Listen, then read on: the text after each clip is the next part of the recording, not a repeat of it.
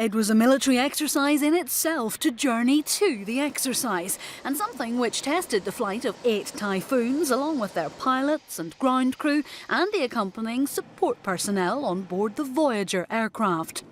It delivered fuel to the jets on the wing relentlessly during the journey, which was broken down into more manageable legs and planned with all sorts of contingencies in mind.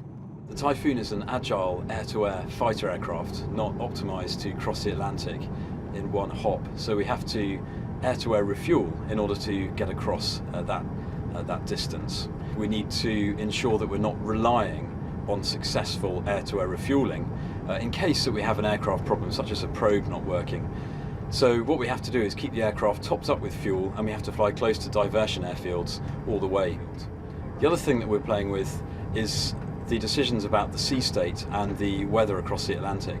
And with the swell and the wave height, we need to be very careful about exactly where we fly. And we try to minimise legs over extremely choppy sea, just in case the absolute worst happens and we have to eject from the Typhoon and we're in our small dinghies and we want to be in the calmer water and not in the very choppy sea.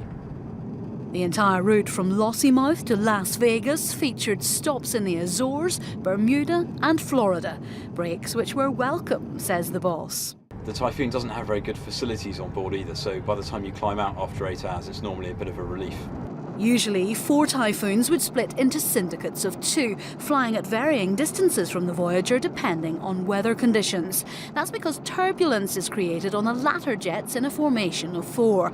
But on this flight the weather played ball, so those on board the tanker aircraft had spectacular views out of their windows of the world's most advanced fighter jets flying in close formation more than 25,000 feet up.